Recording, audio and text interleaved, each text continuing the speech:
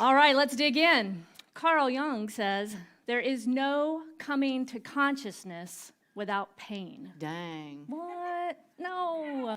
I just wanted to be easy and fun, right? Ow, man. All right, so last week we kicked off this month's series entitled The Soul's Call. And we're looking at how our pain perhaps is helping us move away from something that no longer serves us, something that is out of alignment with our true deepest desires. And that pain is pushing us towards a vision of our highest good. We encourage you to see how painful experiences from the past, those kind of old repeated patterns that keep coming up, that we keep bumping up against, often within ourselves, to see how that pain, those old patterns, are actually fertilizer for our growth, for something new for us to become. To notice the pain and not just deny it as if it's not happening because we don't want to look at it, but to notice it with new eyes. To be able to see how perhaps it is an opportunity to heal and transform what no longer serves us. We talked about the importance of not judging ourselves, right? It can be so easy to start to wake up and notice those default patterns, those, doubts and fears, those shame thoughts, that all that pops up within us, and then start to blame ourselves or judge ourselves for having that experience again and again.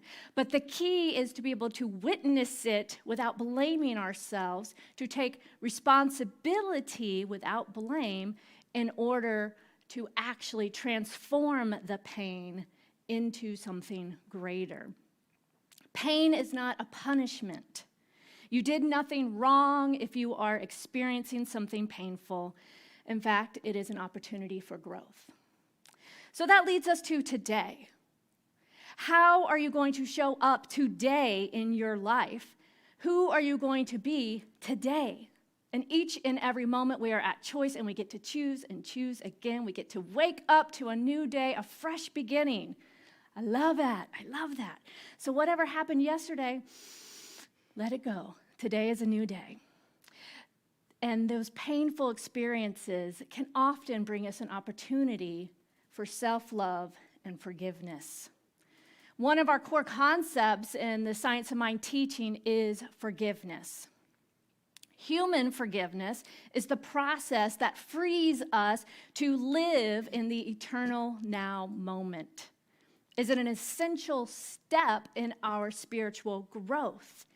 Science of Mind teaches that the ultimate goal of life is complete emancipation from all discord of every nature. Wow. That goal is surely attained by all. Complete emancipation from all discord. That would be incredible. Yeah, wouldn't it? That's like the high idea, right? And so we take it into our everyday to see how can we transform these minor upsets that come up before they build and build and build, so we can continue to transform and to experience the highest good and the freedom. So how do we do that? Forgiveness. That's one of our big practices. Forgiveness is a spiritual practice that holds the key to our freedom. So I'm reminded of a Zen story many of you may be familiar with as well. The tale goes that there were two monks, a senior monk and a junior monk, who were traveling together. And they approach a river that they have to cross. And then they are preparing to cross the river as a young, beautiful woman walks up and sees the river and asks, "Can you help me across?" Well, the two monks glance at each other for a minute because they have a vow not to touch women. But without a second thought, the senior monk lifts the woman on his shoulders and they cross the river. Well, as they continued on their journey, the younger monk could not believe what had just happened. He couldn't let it go. He was just ruminating over and over for hours. An hour went by, and he was just speechless. He couldn't even talk to the other monk. Another hour went by. Finally, he couldn't contain himself anymore. About 3 hours later on his journey, he says, "As monks, we're not permitted to touch women. How could you carry that woman on your shoulders?" In which the senior monk looked at him and said, "Brother, I set her down on the other side of the river. Why are you still carrying her?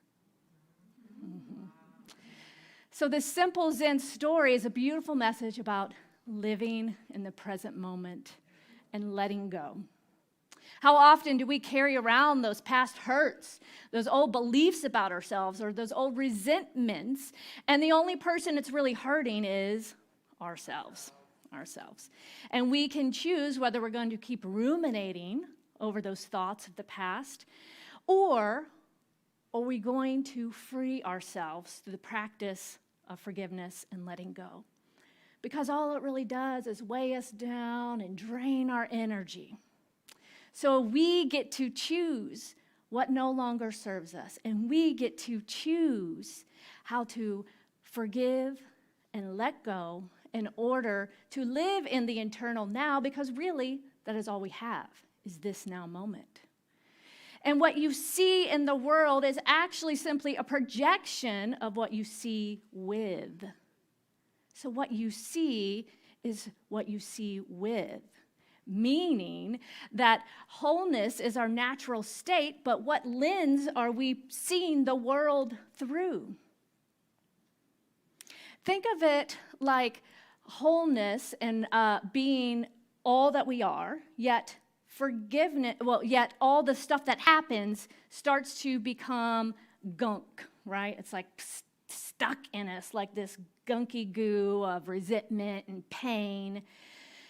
And if all we can see and feel and experience is pain, and think about the pain, then that's what we're seeing from, and that's what we're going to see.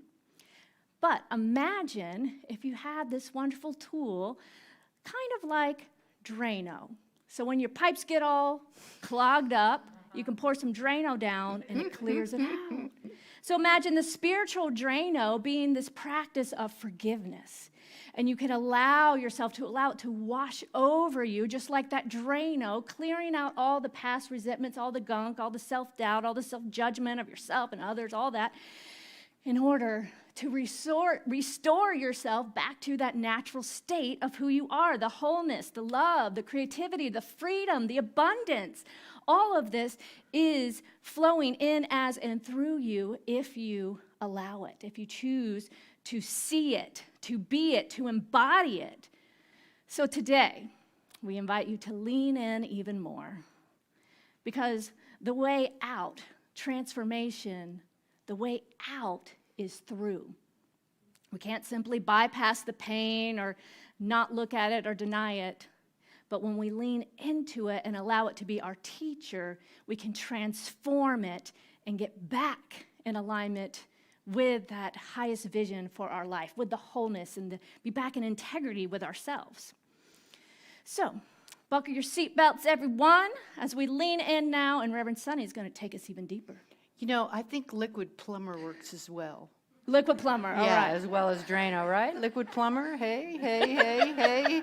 I'm in. You know, true forgiveness, and, you know, we talk about forgiveness a lot. Gee. Mm-hmm. Gosh, I think it's like a daily practice, forgiveness. Yeah. I like what Edwin Gaines does. Yes. If there's anybody I've left out of my heart this day, please forgive me. Mm-hmm. You know, true forgiveness is like true enlightenment, and it's been described as giving up any hope that your past or your pain was different than it was. Mm. Mm. That's a powerful line, you know, giving up any hope. How many times have you wished that your past was different? I know I certainly have, you know. I mean, it's just human nature, but giving that up. And it's simple, but it's not easy because, you know, we're human beings. So when we have a topic such as this one, lean into the discomfort, it means that we have to become aware of the pain we continue to deny, because I know for myself, I always am talking about myself most of the time, is that, you know, sometimes we don't want to claim the pain, you know? We don't want to claim the pain. Oh, if I just ignore it, it will go away. Yep. So if we're going to lean into this discomfort, then we have to become aware of the pain that we continue to deny, or that we try to make excuses for. One of my favorite excuses is, oh, my parents did the best they could. Well, maybe they didn't. Think about that.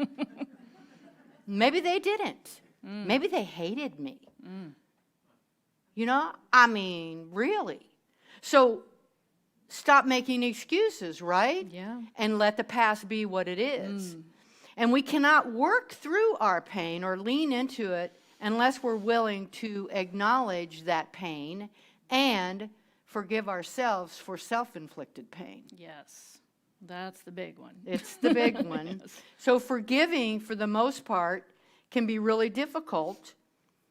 In the class that I talked about earlier that Louise is teaching, Change Your Thinking, Change Your Life, we find, or we read in this particular class, which is an amazing class, by the way, why letting go is so important.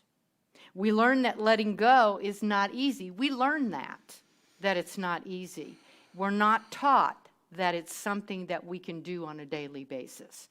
We live in a culture that values getting and hanging on to things. How many, you know, the United States, I just read this like a month ago, has more storage units than any other country. Wow. Yeah. And we're paying for things we never see. Wow. Yeah. It's crazy. We rent storage units to put stuff that we no longer want in our house, but we want them in the storage unit, and then we never go visit them. We just pay rent on them, right? And that's kind of what we do with our pain. You know, we're paying rent on our pain. Yes. Because the life that we're creating right now, unless we lean in, and let me just say that some wounds never heal. And that's okay, because it's becoming aware of the wounds that helps to reveal the truth. So when we start to lean in and really want to work with forgiving ourselves, what happens is there's a transformation that takes place. So we stop clinging to our pain. We stop creating our life out of our pain. And we begin to think about those hidden beliefs that we have around our pain. We begin to express ourselves and relate with each other in a different way. The thing is, we're creatures of habit. And so we want to hold on. Remember, we're not taught to surrender or to let go, that is really the power is within the letting go. But we're creatures of habit, and we like to hold on to our beliefs even when they don't work anymore. Yep. Even when they don't work, or even when they limit us. So we create our beliefs about the way the world works based on our accumulative life experiences. And it's these beliefs that contribute to unforgiveness. One way to think about unforgiveness is suffering. We suffer every time we wish life was different than it is. Yep. Take a breath.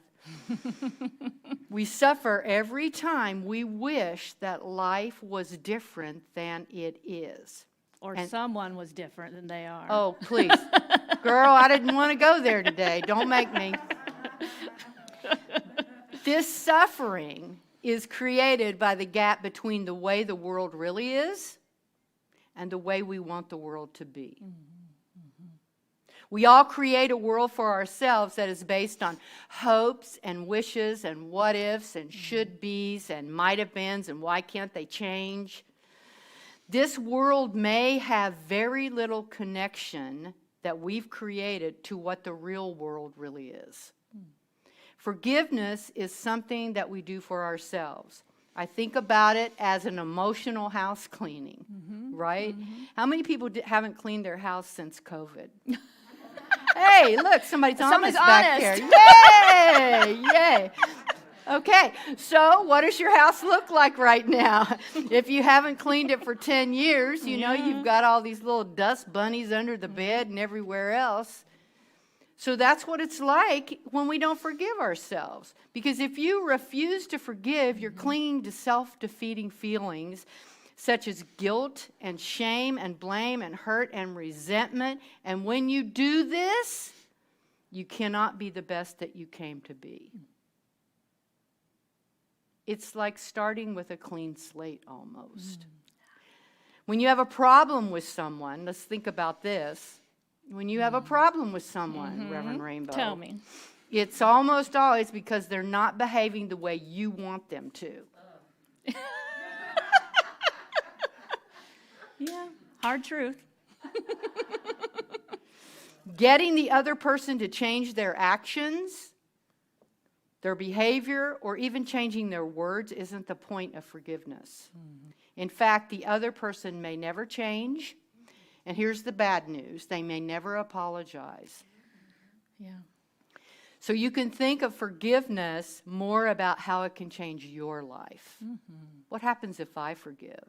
What happens if I let go of it? I think I've given this example before. I had a friend back in California. It took me 10 years to let go.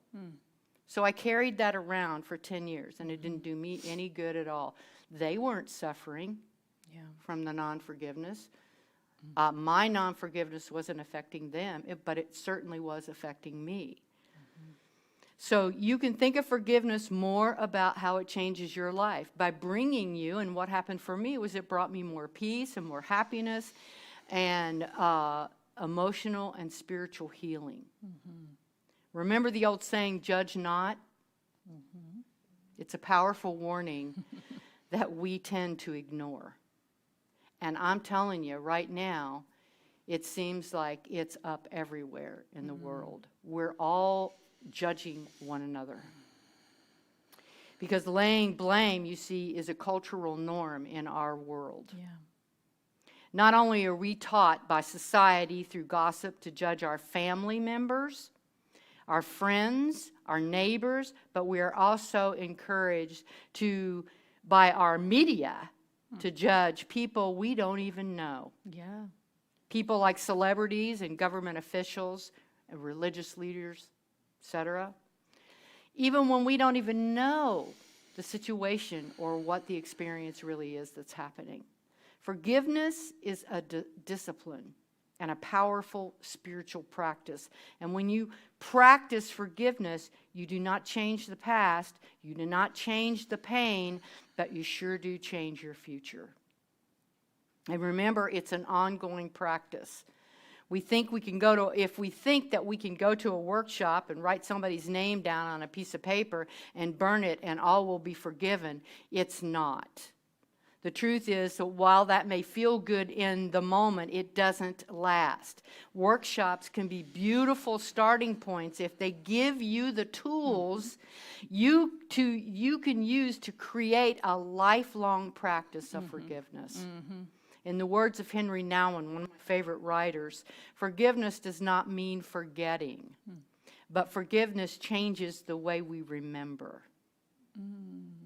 When we forgive our parents for their divorce, our children for their lack of attention, our friends for their unfaithfulness in crisis, our doctors for their ill advice, we no longer have to experience ourselves as the victims of events over which we had no control.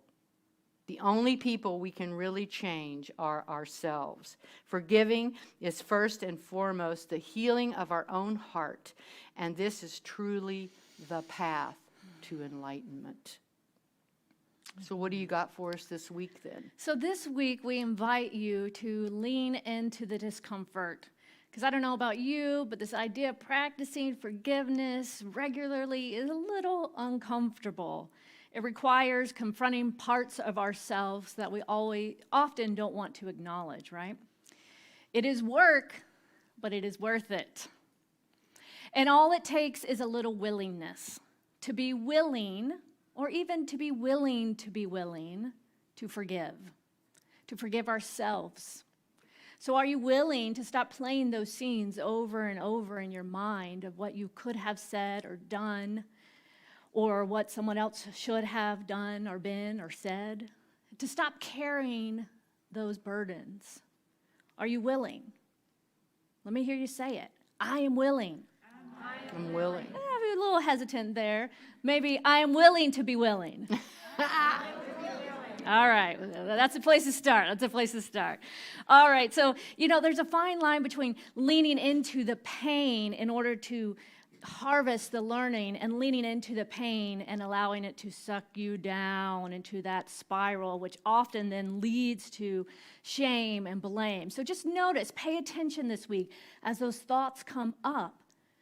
How can you lean in just enough to see them, to acknowledge them, to, maybe even admit, oh, I'm feeling this or that or the other, or here's that tendency to want to judge myself, and then take a breath. This simple tool of breath is so powerful. Take a breath and just say, I'm willing to let go. I'm willing to let go. So that's your micro moment of mindfulness practice this week. Notice the suffering, those painful thoughts, the discomfort. Lean in, acknowledge it, but then breathe and say, I'm willing to let go. As well as working with your affirmations to then build yourself up and remind yourself of the truth. So when you recognize those old thoughts you're still carrying, breathe, let it go, and then remind yourself of the truth. I am whole, perfect, and complete. I am the beloved. I am freedom. Whatever it is that is triggered for you, remind yourself of the truth and apply that releasing, letting go, that self-love and forgiveness. Just like you gotta sometimes pour some liquid plumber or Drano down your drains and pipes to clear out that gunk. So remember, you are whole, perfect, and complete. There's nothing you can do to hurt, harm, or hinder the inherent goodness of your soul and your being. So align with the truth and become aware of your thoughts. Practice forgiveness every moment whenever you are triggered by that negative thinking, and begin to embrace your inherent divine nature. Khalil Gibran says, your pain is the breaking of the shell that encloses your understanding. Your pain is the breaking of the shell. So the painful moment is actually the cracking open moment to reveal something new. It encloses your understanding. So don't beat yourself up if you're experiencing suffering and pain and discomfort. Just realize it's that discomfort of growth. And the key to your awakening is to lean in with a compassionate heart, full of love and eagerness to see who you are becoming. So let's take that into prayer. Taking a nice deep breath. Settling into this now moment where we are open to recognize the truth that love is all there is, that peace is here now, wholeness is here now, that there is only one life, one presence that is expressing in, as, and through each and every one of us. So therefore, I know that I am love, that I am whole, I am peace. And from this place of awareness, I live, move, and have my being, allowing love to lead the way, leaning into those human experiences of pain or discomfort, knowing and seeing the truth revealed through that experience.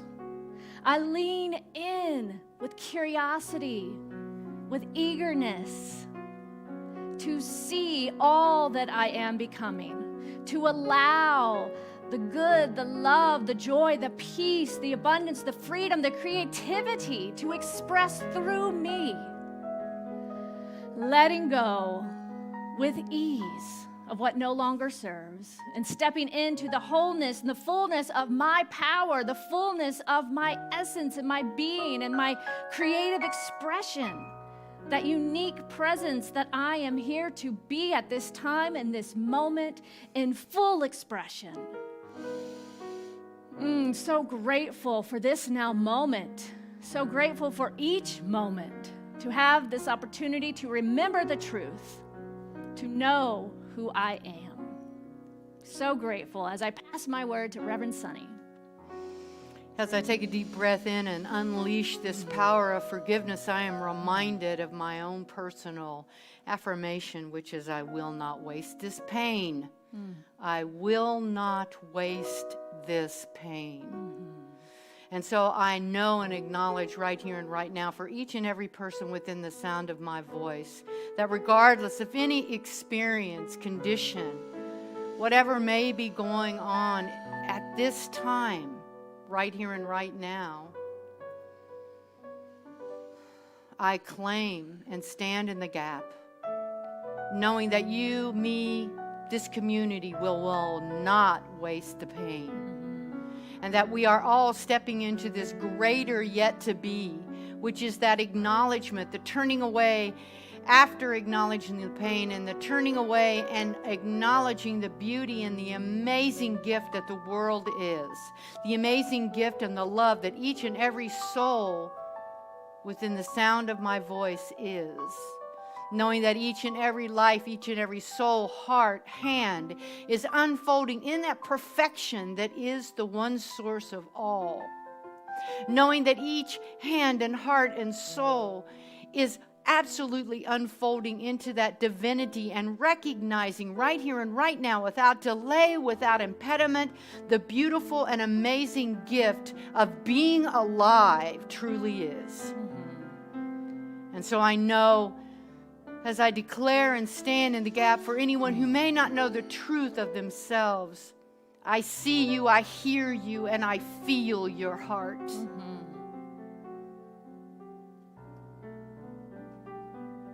For I see through the eyes of the face of God, knowing that each and every soul and heart and hand is the beauty and the reflection of all. So it is with a grateful heart, so grateful to be here, alive, awake, and aware, and in the presence of so many beautiful, amazing people, that I simply release this prayer into the perfect law, into the universal law, which always says yes, it always says yes, it always says yes.